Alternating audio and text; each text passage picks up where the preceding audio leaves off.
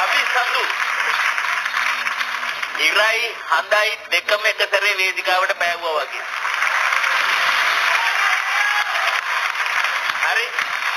ඒ කියන්නේ අර සඳේ තියෙන සෞම්‍ය බවත් ඉරේ තියෙන ඒ ඡන්ද බවත් ඒ කියන්නේ උඩරට නැටුමේ තියෙන සාණ්ඩව ලක්ෂණයක්. ඔයා අපේ දුවෙක් විදිහට තියෙන්න ඕනේ ඒ ලාස්‍ය බවත් දෙක හොඳට ලස්සනට මික්ස් කරලා. ඒකයි මම කිව්වේ ඉරයි හඳයි දෙකම පෑවුවා වගේ කියලා. ඔයාගේ නමටම හරියන්න රවි සඳු හරියටම හරි. ඒ වගේම තවත් වැදගත්ම දේ තමයි සනි අලියා. අනිවාර්යයෙන් කිසිම සපෝට් එකක් නැහැ. වෙන ඔයාගේ ඒ කියන්නේ විෂුවල් බියුටි එකක් වෙනව කාගෙන්වත් මවන්න උත්සාහ කරෙන්නේ නැහැ. ඔයා තනියෙන් වැඩේ දුන්නා. එහෙමයි.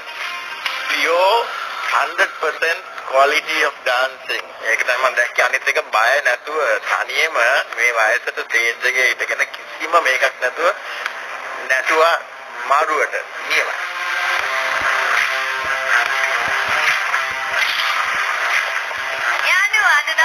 අවසාන තරඟකාරිනිය රවි සඳු පාරින්දා අවසාන සුපිරි දහස දෙන අතර තේරිපත් වෙනවා. Selected. Final 16.